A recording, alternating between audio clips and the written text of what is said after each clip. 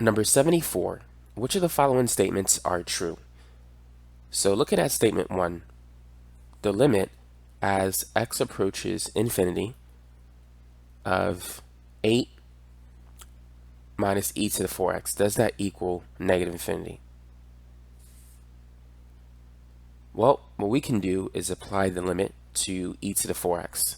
So we're going to have 8 minus the limit as x approaches infinity, e to the 4x. E is a number, 2.718. And if you raise that to a large number, you're going to get a large number. So as x goes to infinity, e to the 4x will go to infinity.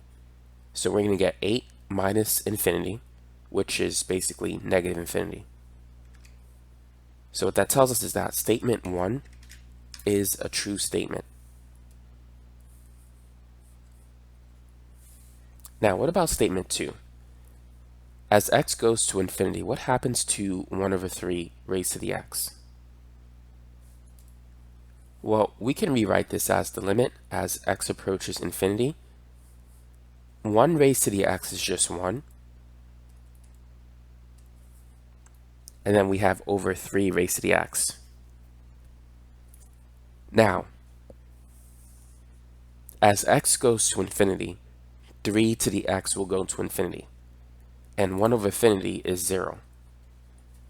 So therefore, statement 2 is going to be a false statement. It's not going to go to infinity.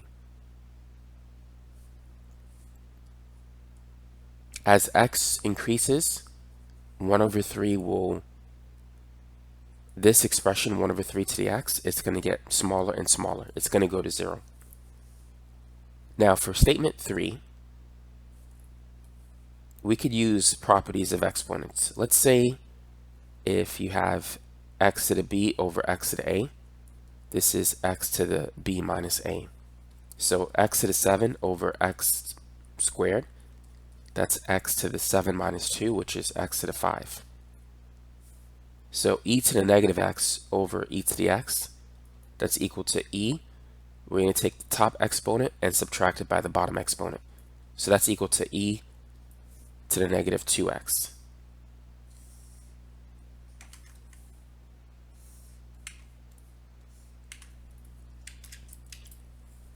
So we have the limit as x approaches infinity, e to the negative 2x. Now, this is the same as the limit as x approaches infinity. If we move the e to the bottom, the negative 2x will become positive 2x. As x goes to infinity, e to the 2x will go to infinity, and 1 divided by infinity will be 0. So statement 3 is a true statement. Therefore, the answer is going to be answer choice C. 1 and 3 are true.